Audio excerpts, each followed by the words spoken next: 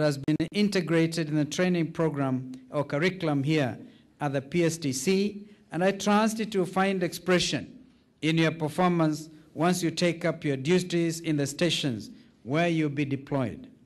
Indeed, in tandem with the Bill of Rights, we have included legal and human rights matters in the reform program and established the Directorate of Legal and Human Rights with mandate to oversee respect for human rights, including provision of legal services to inmates who cannot afford to hire legal counsel.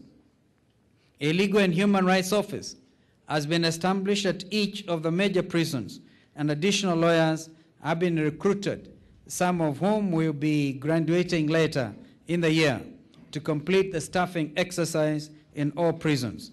This we have done recognizing the fact the department has a unique role to play in serving extremely vulnerable members of the community who also are exposed to risk of violation of their legal and basic human rights.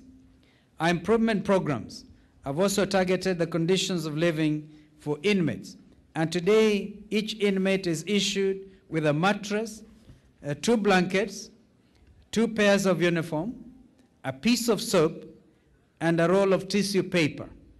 These items, basic as they may seem, were previously scarce or simply unavailable. I just returned the other day before yesterday. I was in the Isiolo prison, and I can confirm that under the Isiolo heat, some of these things are also available, and the inmates were truly, truly appreciative. The health and sanitation conditions of inmates is now better than ever, following the setting up of a Directorate of Health Services.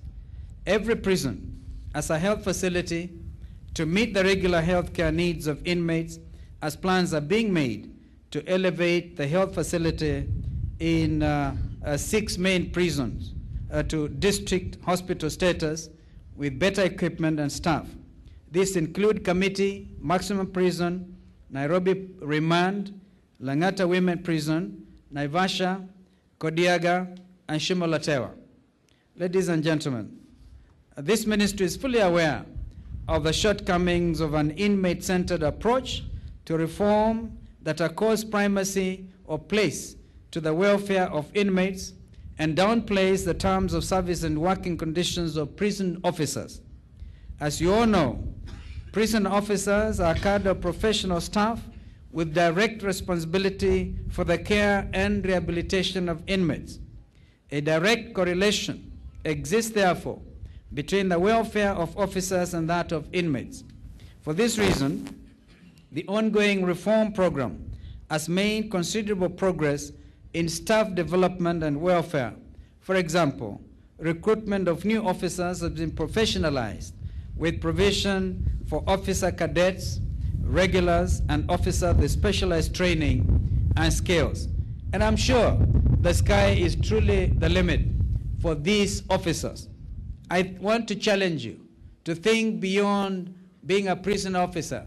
You can grow to be anybody in this country. This is a reality of the new constitution. Therefore, those of you who choose not to go to your stations after this, and as Assistant Minister Beatrice Konesa said, you choose to deteriorate and underperform, I want to tell you that those of you who want to progress to become the next commissioners and others, you will have that opportunity provided for you so that you can truly think out of the box.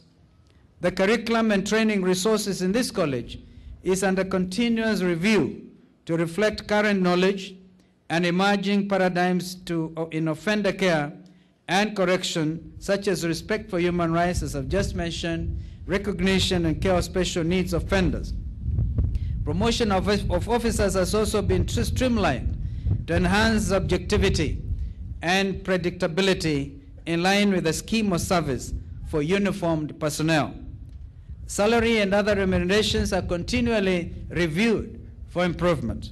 Construction of staff houses is continuing based on a dedicated annual budget allocation of what has constantly remained at 500 million Kenya shillings, as well as through private-public partnership arrangements.